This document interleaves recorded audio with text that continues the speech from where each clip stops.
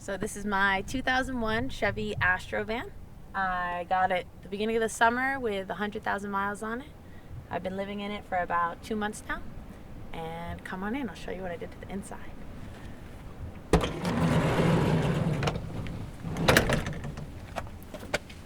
So,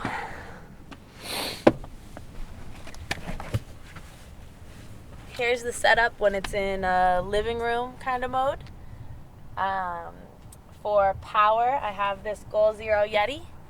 I don't have any solar hooked up to it. It just runs off of the car battery. So whenever the car's driving, it'll charge the Zero. And then that powers this refrigerator, which runs on super low 12-volt voltage, and whatever else, laptops, phones. It has an inverter in it and everything, so it's just a plug-and-play kind of power bank. And then I have this as a couch setup during the day. I built this so it allows for under the bed storage for our clothing, stuff like that. This bed frame I built as like an extendable couch / bed frame, so it just has half of the slats attached to this board, so that when I pull it out,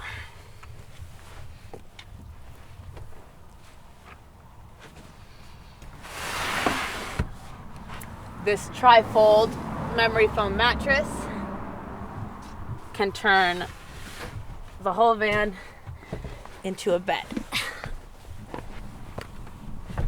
Since this is a smaller van, it was like the easiest way for it to be a living room space and also a comfy bed space where we weren't always having to be scrunched up. So this is now bed mode. This is a nice cedar side table, a little air conditioner for when it gets super hot in here. We also have tons of insulation to keep it warm that we just put up over all the windows when it gets cold out, and then we can just kind of warm up inside of here. And yeah, I'll show you the kitchen setup.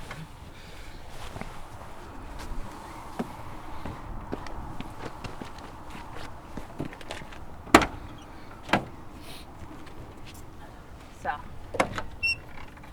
I have this stand-up Coleman Roadtrip grill that just pulls out, pops up, and it can be a grill or a 2-burner stove.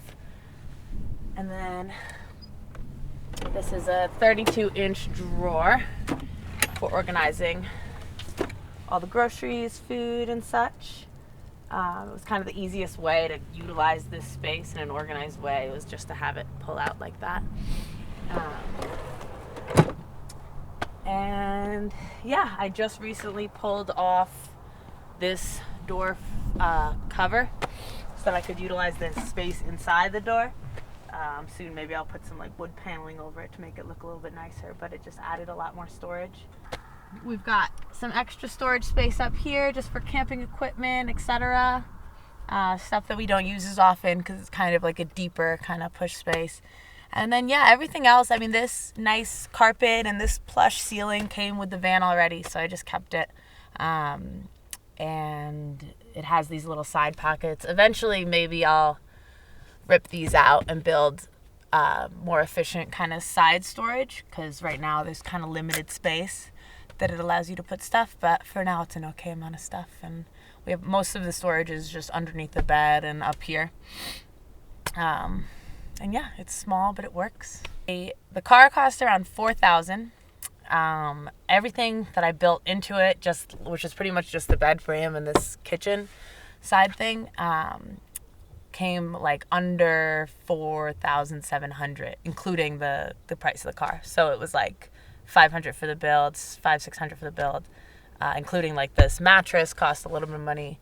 Mattress was like $200. So overall, the build was around $4,700. The battery and the fridge I splurged on for the car hookup, and so the fridge is around $1,000. The battery is $1,000 plus the ability to hook it up to the car is another $400. So including those, it comes to around more like $7,500. And we could live without those, and there's cheaper versions of those. So really, it's for this kind of build, it can be pretty low budget. This is my first time doing any kind of construction work or anything, so it was a learning process. Now there's a couple things I would change, but for the most part, just watching YouTube videos and stuff, I was able to figure out how to build this kind of stuff. And yeah, it's about, you know, the fact that the van already had a nice interior made it really easy.